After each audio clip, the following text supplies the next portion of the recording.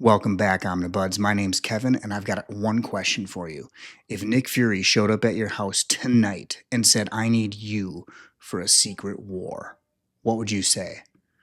Grab your cup of coffee and let's check out this book.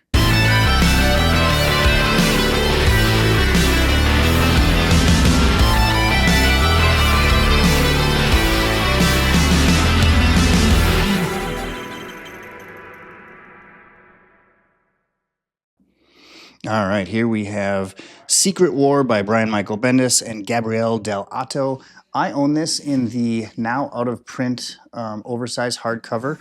There was a trade paperback of it, and more recently there was an omnibus, which is one of the thinnest omnibuses Marvel's ever done, and it includes issues of The Pulse, which I believe were also Brian Michael Bendis, and The Pulse kind of ran through a lot of his stuff, but I think it's entirely unnecessary. This Gabrielle Dell'Otto art is fantastic. So this, I believe, is Brian Michael Bendis' first stab at an Avengers-ish story. I think he starts writing this before he takes over New Avengers. And at the time, he's in the middle of his highly acclaimed Daredevil run. Gabrielle Dell'Otto has done a lot of, I don't think he's done a lot of interior work. His art takes a lot of time. He's done a lot of covers, and his art's fantastic. But we'll get into it. And this story kind of jumps back and forth from a year ago to when this event took place to a year later when they're dealing with the repercussions. And it's really cool as a precursor to New Avengers because you get to see what a new Avengers team could look like with members who have traditionally not been Avengers. So Nick Fury goes to... Who does he go to first? I think he goes to Cap. We'll find out here. Oh, and really cool, after each issue, and then at the end, there's this, the Nick Fury files, or the SHIELD operational database, and it's got kind of profiles on heroes and villains and some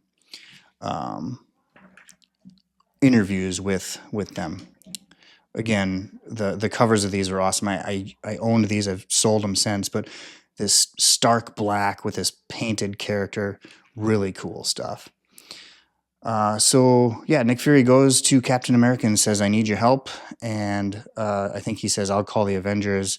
Nick Fury says, nope, no Avengers. I need a secret team. I need something secret. Then he goes and recruits Daredevil, who he has tried to recruit. And I think that kind of comes up in the Bendis Daredevil arc, where he's trying to recruit Daredevil to work for S.H.I.E.L.D. He goes after Luke Cage. He gets Spider-Man on the team. Really cool sequence where Nick Fury is in the apartment of Peter Parker and Mary Jane Watson, and she's not very pleased about that. But they get in a plane, and they are going somewhere, and there is a pretty pissed-drunk Wolverine. And this is really cool. There's a really cool... moment in here. I don't know if it's in here. I don't know exactly where it is, but Captain America tells him to sit down. Oh, it's right here. Sit down and shut up or I'll make you, or something like that. Just calls him soldier. And Wolverine, who's got a lot of respect for Captain America, does it. But they land in Latveria, and I don't recall at the time of Fantastic Four what was going on with Doctor Doom, but someone else was the prime minister or the head of the government there.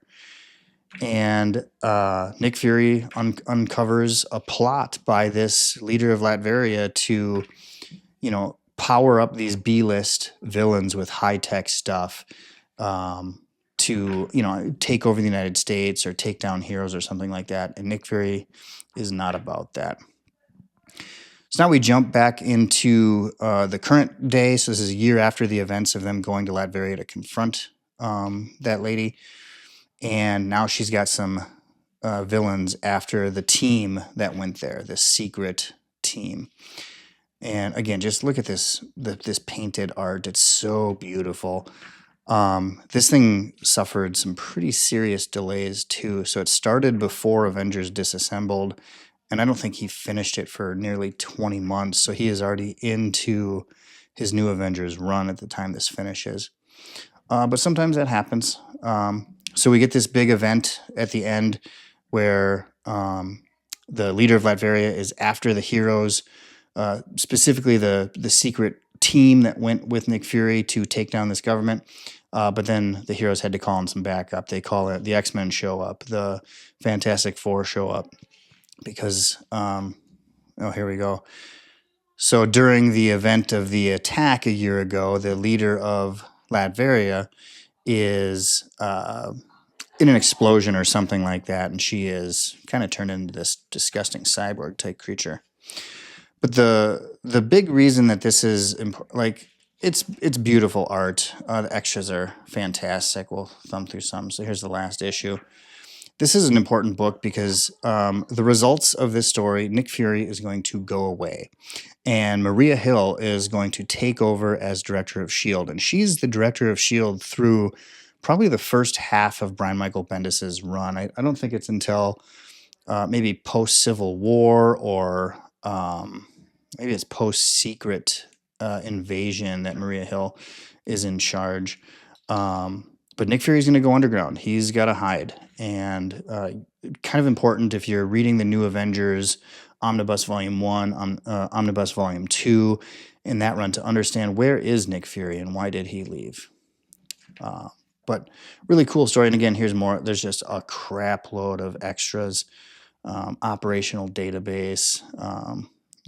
It's really Nick Fury's notes and profile of these heroes, and really cool stuff to read. But that is Secret War, not Secret Wars. So Brian Michael Bendis is one of my favorite comic book writers of all time. This era that kind of kicked off his New Avengers run, I think he started writing Secret Wars while Jeff Johns was still on the main title. If I'm not correct, I'll put up a sign here. But this kind of happens in between Avengers Disassembled and New Avengers. And Nick Fury goes away for a long time, and he's not part of the comic book world that he's been part of for many, many years. And we just won't see him. And it's a different space because of that. And this story is really important so that you understand what happened to Nick Fury and why is he gone. The Gabrielle Dell'Otto, probably not saying that right, I apologize, beautifully painted. So he does pencils and then he paints over his pencils. It's gorgeous. And because of that, this book suffered a lot of delays. I think it took nearly 20 months for these 5 issues to come out. So because Nick Fury disappears here, other books didn't really know that he was going to disappear. So like things that happened around in the same time period, Brubaker's Captain America kept Nick Fury on the table and in the story for a while. So little continuity thing. You got to change the way you read things. But I absolutely love this story. I don't think that the omnibus is necessary. The issues of Pulse that are included, however, that's probably the only way you can get it now. This OHC is long out of print. But the extras, this is one of my favorite books for extras. The files of Nick Fury and the just their kind of operational database and stuff that they have on the heroes. Really cool stuff. I highly recommend it. Again, the omnibus came out a few months ago. It's probably still available. Go check it out. We will see you, Omnibuds, on the next review. Hey, Omnibuds! Be sure to check out the Omnibuds Cafe merchandise store where you can buy mugs, t-shirts, stickers. We're using earnings to buy equipment for YouTube and to fund more giveaways. Who doesn't like giveaways? So click the link in the description and start shopping.